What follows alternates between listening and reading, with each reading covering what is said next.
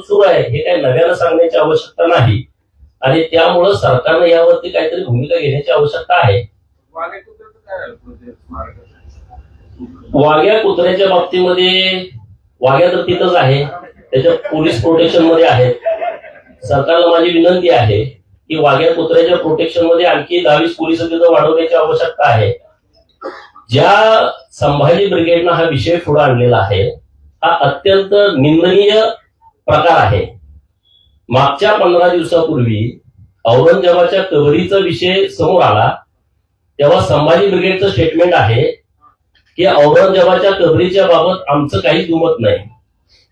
म्हणजे हा नालायकपणा महाराष्ट्रामध्ये दुसरं कुणीच करू शकत नाही की ज्या संभाजी महाराजांच्या नावानं तुम्ही ब्रिगेड चालवता, ज्या संभाजी महाराजांना हाल हाल करून औरंगजेबाने त्यांचा खून केला, वध केला, त्या औरंगजेबाच्या कबरीवरती तुम्ही स्टेटमेंट करता जाहीरपणे की औरंगजेबाच्या कबरीबद्दल आपलं काहीच म्हणणं नाही, उगाच वादाचा विषय काढू नका. आणि दुसऱ्या बाजूला वाघ्या कुत्रा तो रायगडावर नाही पाहिजे अशी एकदम टोकाची भूमिका घेतात. हे जे प्रकार सुरू आहेत ते प्रकार गेल्या काही वर्षांपासून सुरू आहे. 2012ला पण हा प्रकार घडला होता. ब्राह्मणांच्या विरोधामध्ये वातावरण करण्याच्या हेतूनं जे काही करायचं ते टोकाचं प्रयत्न हे संभाजी ब्रिगेड आणि मराठा सेवा संघ करतंय. त्यामुळं त्यांच्या इतिहासकारांनी जी काही भूमिका मांडली ती भूमिका आम्हाला मान्य नाही. तुकोजी होळकर राजेंनी जी मदत छत्रपती शिवाजी महाराज यांच्या समाधीच्या जीर्णोद्धाराला दिलेली आहे आणि ती सर्वांच्यासाठी अभिमानास्पद आहे. आणि त्यामुळं वाघा जो पुतळा तिथं बांधलेला आहे त्याबद्दल सगळ्यांच्या भावना एकदम जोडलेल्या आहेत. त्यामुळे त्यांनी किती जरी वाद केला तर सरकारने यावरती स्पष्ट भूमिका घ्यावी. तुमच्या पक्षातले खासदार उदयनराजे भोसले यांनी सुद्धा तो पुतळा उचलून टाका, फेकून टाका असं म्हटलेलं आहे. तुम्ही मग त्यांच्यावर काय बोलणार? तेव्हा का उदय महाराजांच्या बाबतीमध्ये मला त्यांच्याविषयी आमच्या मनामध्ये नितांत आदर आहे, परंतु हे घुसपाट काढले कुणी? ब्रिगेडीने.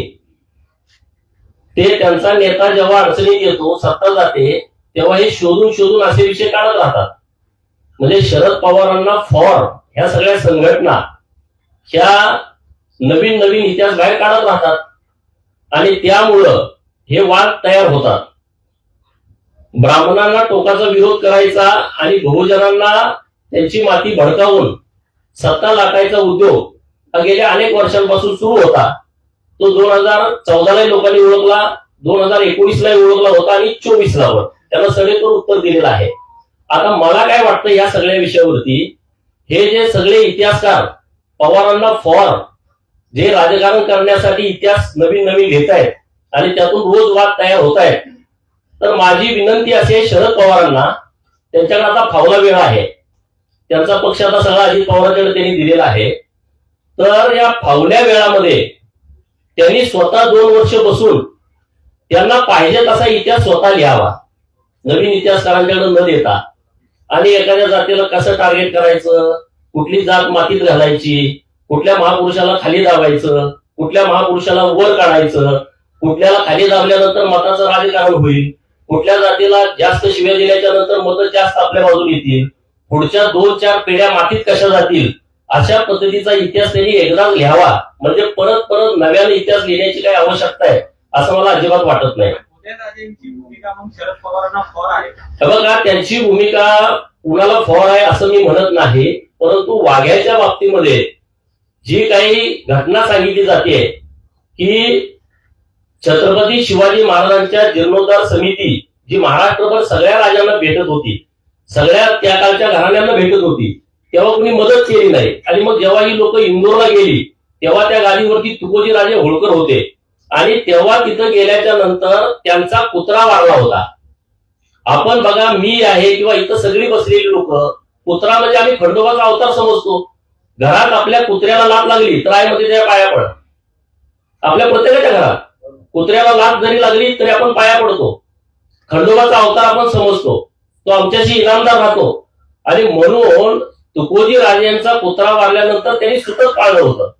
आणि तेव्हा ही कमिटी जेव्हा गेली तेव्हा निरोप दिला की बाबा अशी एक समिती महाराष्ट्रातून आलेली आहे आणि ती छत्रपती शिवाजी महाराजांच्या जीर्णोद्धार समिती आहे समाधीची.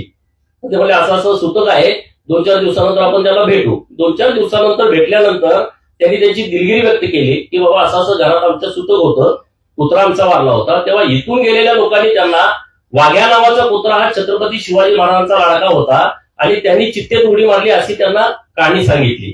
आणि मग तुकोजी महाराजांनी समाधीच्या जीर्णोद्धारासाठी पैसे दिले आणि त्याच्यासोबत त्यांनी सांगितलं की तुम्ही वाघ्याची पण तिथं एक स्मृती म्हणून तिथं त्यांचाही पुतळा बसवा. आता हा भावनिक विषय आहे.